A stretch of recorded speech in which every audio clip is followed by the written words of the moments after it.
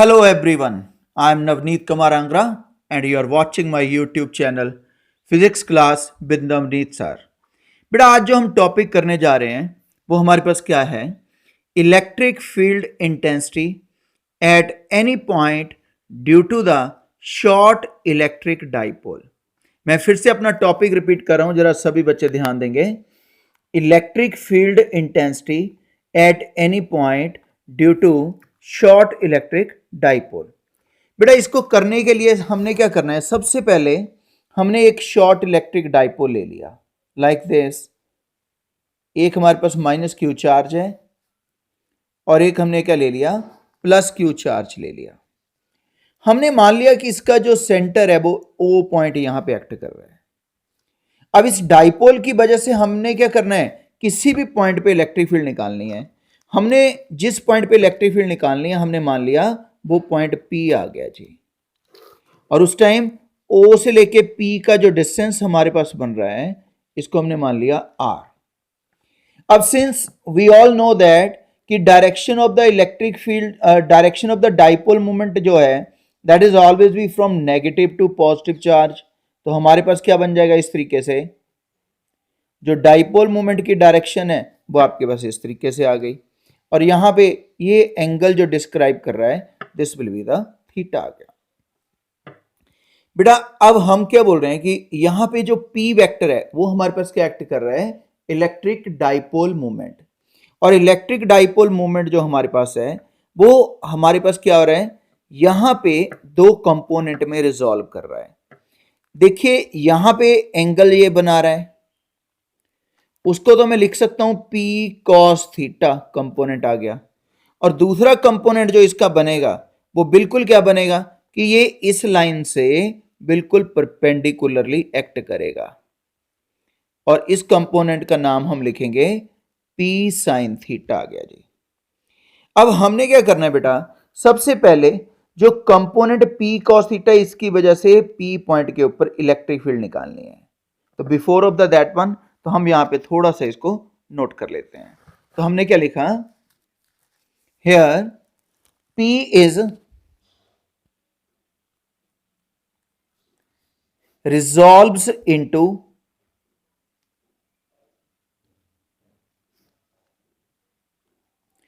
two components। पहला component हमारे पास क्या बना? हम लिख सकते हैं P cos थीटा, ठीक है। और P cos थीटा जो है वो उसकी एक्सिस में ही एक्ट कर रहा था। और सेकंड कंपोनेंट क्या आ गया?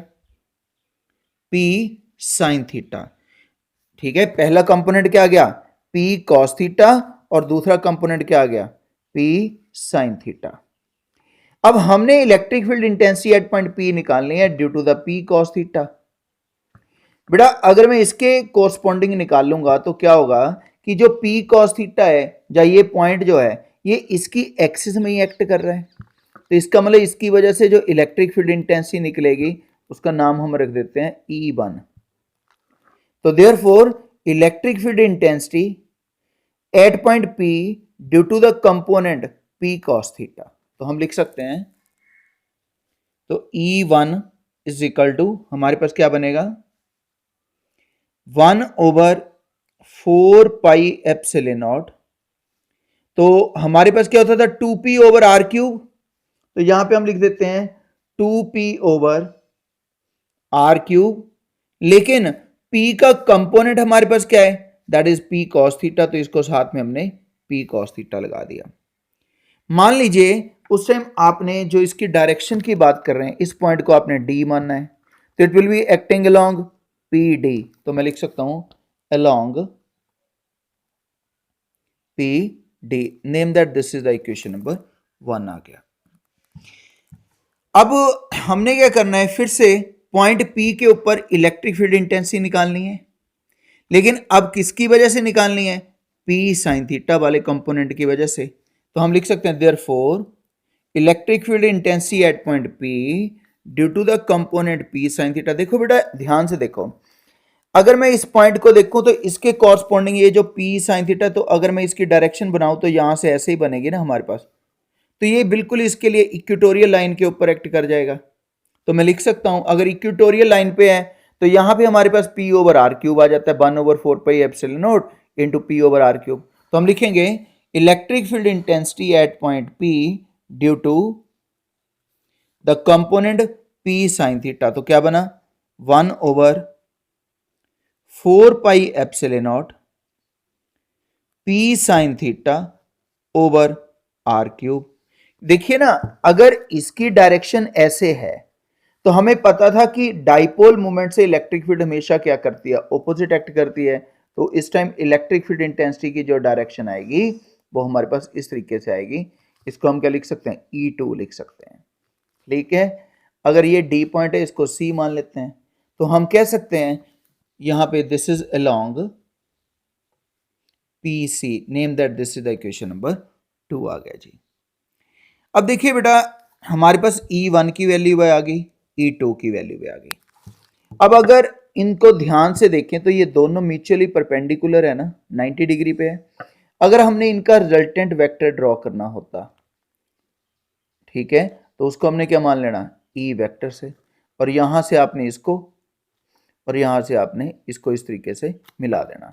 मान लीजिए उस टाइम इन दोनों के बीच में रिजल्टेंट इंटेंसिटी और E1 के बीच में जो एंगल बन रहा है उसको आपने अल्फा एंगल कंसीडर कर लिया। ठीक है, अब आपके पास क्या बन गया, देखो ये पॉइंट बन गया P, this will B C, this will B D, इसको F पॉइंट मान लेते हैं, this will B F point. अब इसमें पैरेललोग्राम का हमने रिजल्टेंट यूज कर लेना।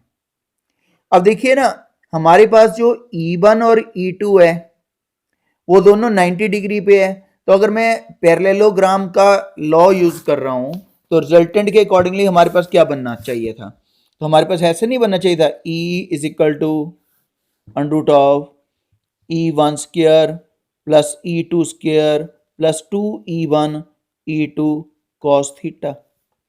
लेकिन यहां पे एंगल की मैं बात करूं तो दोनों में परपेंडिकुलर है, तो एंगल क्या बन गया, 90 डिग्री आ गया ना हमारे पास। अगर मैं यहां पे cos 90 पुट करता हूं तो it will be taken as 0। तो हमारे पास क्या बनेगा, E is equal to under of E1 square E2 square, this is the equation number 3 आ गया। क्लियर है बेटा सभी को। अब आपने क्या करना है, जो इक्वेशन 1 और इक्वेशन नंबर 2 जो है वो आपने इक्वेशन 3 में सब्स्टिट्यूट करनी है। As we substituting the 1 and 2 in equation number 3 the resultant intensity will be, तो हम लिख सकते हैं यहां पे देखिए 1/4 pi epsilon naught 2p cos theta over are cube, सारे का क्या बन गया, स्क्वायर, क्योंकि E1 का स्क्वायर है, ऐसे ही E2 का स्क्वायर है। तो 1/4 pi epsilon not p sine theta over क्या आ गया, आर क्यूब, और सारे का क्या बन गया, ये भी स्क्वायर। ठीक है जी। अब देखिए जब हम स्क्वायर रूट को इसको सॉल्व करेंगे, जो कॉमन बाहर निकलता है स्क्वायर रूट से भी बाहर, उसको निकाल लीजिए। अगर हम निकालेंगे तो क्या बनेगा, ध्यान दीजिए, यहां से एक तो P कॉमन निकल जाएगा, ठीक है, उधर 4 पाई एप्सिलॉन नॉट भी बाहर आ जाएगा, और इनटू क्या आ जाएगा, आर क्यूब। देखो ना, पूरी इक्वेशन में से अगर मैं कॉमन निकाल, स्क्वायर हो रहा है तो बाहर निकालेंगे तो स्क्वायर रूट से बाहर निकालेंगे तो अकेली चीज यही बचेगी, अंडर रूट हमारे पास क्या बच जाएगा, ध्यान दीजिए, देयरफॉर तो यहां पे क्या बना, 2 cos थीटा का square, it will B 2 cos theta का स्क्वायर, आगे क्या बचेगा, साइन थीटा का स्क्वायर आ गया। क्लियर है। अब आगे अगर हम बढ़ते हैं तो हमारे पास क्या बनेगा, P/4 pi epsilon not into are cube under of 2 2 4 cos square theta plus sine square theta हम लिख देते हैं। बेटा यहां पे जो ये 4 cos स्क्वायर थीटा हमारे पास बना ना, इसको आपने क्या करना है, थोड़ा सा मतलब इसको हम कह सकते हैं चेंज करके हमने लिखना है, रिजॉल्व करके लिखना है। तो हमारे पास क्या बनेगा, P/4 pi epsilon not into are cube under of 3 cos square theta plus cos square theta plus sine square theta आ गया। हमने क्या लिखा था, 4 कॉस स्क्वायर थीटा था ना, ये हमारे पास क्या बन गया, 3 cos square theta plus cos square theta 4 ही बन गया, प्लस साइन स्क्वायर थीटा रहने दिया। अब यहां से ये आइडेंटिटी बन गई। तो sine square plus cos square क्या होता है, हम सबको पता है, sine square theta plus cos square theta is equal to 1। अब ये वाली वैल्यू हमने इस इक्वेशन में सब्स्टिट्यूट कर देनी, तो हमारे पास क्या बनेगा, P over 4 pi epsilon naught R cube under root of 3 cos square theta plus 1. So this is the resultant intensity of the electric field at point P, हम ये कह सकते हैं। And this is the equation number क्या आ गई आपके पास, 4 आ गई। बेटा जैसे हमने रिजल्टेंट इंटेंसिटी इसकी कैलकुलेट कर ली, रिजल्टेंट इंटेंसिटी के बाद अब हम और क्या निकाल सकते हैं, we are able to just finding its direction also. ध्यान दीजिए जरा, जैसे अगर हम इस पैरेललोग्राम को देखते हैं तो हमारे पास क्या बना, अगर ये E1 है तो इसका मतलब ये भी क्या बनेगा, E1 ही बनेगा। अगर इधर ये E2 है तो this will be also E2। अब उस टाइम E2 और E1 के बीच में, मतलब हम रिजल्टेंट इंटेंसिटी और E1 के बीच में एंगल क्या है, अल्फा। तो हम इसमें डायरेक्शन की बात कर सकते हैं रिजल्टेंट इंटेंसिटी की। तो अगर डायरेक्शन बात करनी है तो हमने क्या करना है, tan alpha is equal to perpendicular over base, तो that is E2 over E1। तो therefore for the direction of resultant intensity, therefore direction of resultant intensity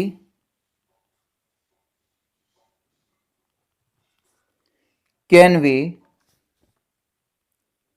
written as, तो डायरेक्शन हमारे पास क्या बनेगी, तो मैं लिख सकता हूं tan alpha is equal to E2 over E1।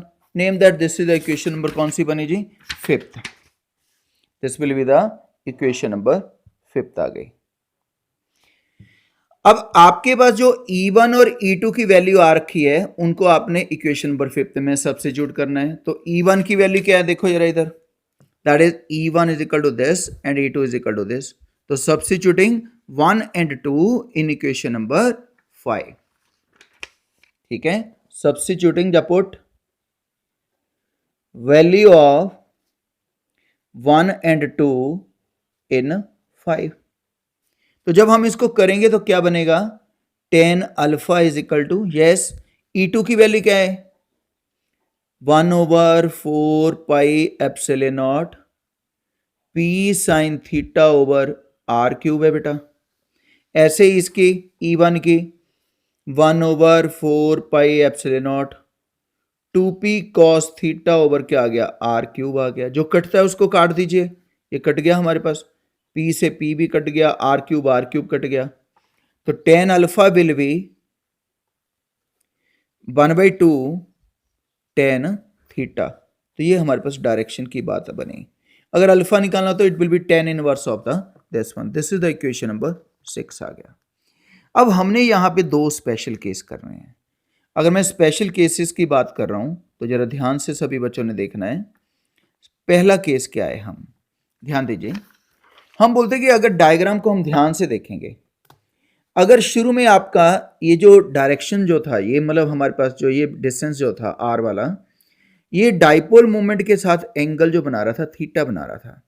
अगर मैं इसको यहां से इस तरीके से ट्विस्ट करवा दूं, मतलब क्या है कि जो पॉइंट P है वो हमारे पास एक्सिस पे आ जाए, ये point P lies at the axis of the dipole, तो ये थीटा की वैल्यू क्या हो जाएगी, 0।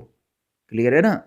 अगर मैं इस पॉइंट को देखो ना, ये ऐसे था पॉइंट, अगर इस पॉइंट को मैं इसकी एक्सिस में ले आऊं तो यहां पे एंगल ऑटोमेटिकली क्या हो जाएगा, 0। तो पहला केस हमारे पास यही बनेगा, if point P lies at the axis of the dipole. First case क्या है, if point P lies at the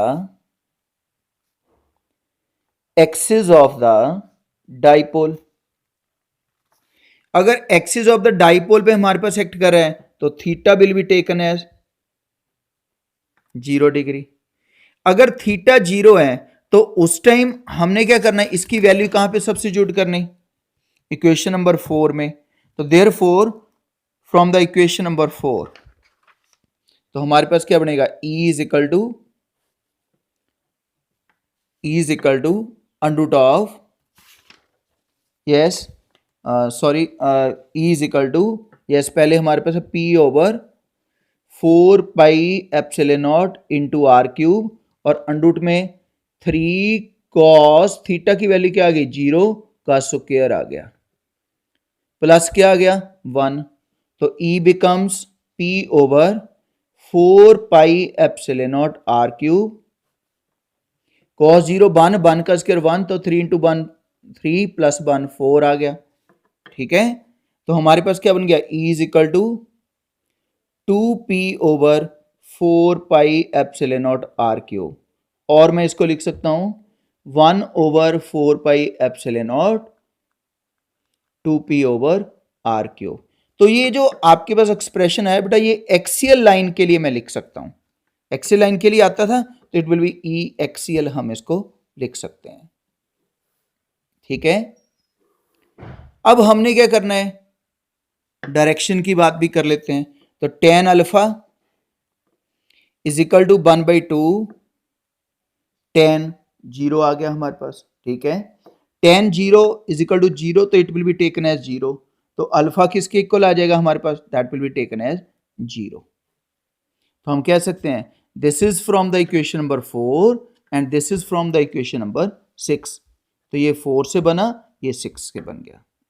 similarly अगर मैं सेकंड केस की बात करूं, ध्यान दीजिए सभी, हम क्या बोलते हैं, डायग्राम देखिए, अगर आपके पास ये जो पॉइंट P है, ये वाला, ये पॉइंट बिल्कुल है यहां पे परपेंडिकुलर एक्ट कर जाता लाइक दिस। ठीक है ना, if point P acting perpendicular to the axis of the dipole, तो एंगल विल बी 90 डिग्री, लिख सकते थे ना हम।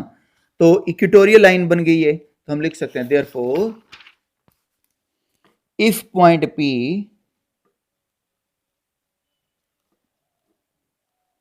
lies at equatorial line, तो थीटा विल बी 90 डिग्री आ गया। अगर थीटा 90 आ गया तो हमारे पास क्या बनेगा, E is equal to P over 4 pi epsilon naught R cube, this is from the equation number 4, over 3 cos 90 का स्क्वायर प्लस 1। बेटा cos 90 जो होता है वो दैट इज 0। अगर cos 90 0 हो गया तो ये पूरा फैक्टर 0 ही हो जाएगा। ठीक है ना, तो हम लिख सकते हैं 3 इंटू 0 0, तो हमारे पास 1 बच गया, तो E will be return as P over 4 pi epsilon naught R cube, हम ये कह सकते हैं। तो इसको मैं लिख सकता हूं E इक्वेटोरियल लाइन। तो इक्वेटोरियल लाइन के लिए एक्सप्रेशन था, नेम दैट, यहां पे जैसे ये इक्वेशन 7 आ गई, दिस इज 8 आ गई, and this is the equation number 9 आ गया। क्लियर है जी। अब अगर इसके लिए डायरेक्शन की भी बात करनी होती तो मैं क्या लिख सकता था, देखिए tan alpha is equal to 1/2 tan 90 degree. तो tan 90 अगर हम इसको सॉल्व करते it will be equal to infinite, it will be equal to infinite. इसका मतलब अल्फा किसके इक्वल आ गया, तो that will be equal to 90 degree. This is the equation number 10। तो इस तरीके से हमारे पास जो है ये टॉपिक है, this is the electric field intensity due to an short electric dipole. तो उम्मीद रखते हैं आप सभी को बड़े अच्छे से ये क्लियर हो गया है। तो अगर आपको अच्छे से समझ आया है तो इसको लाइक करिए, इसको शेयर भी करिए और मेरे चैनल को सब्सक्राइब करिए। Thank you.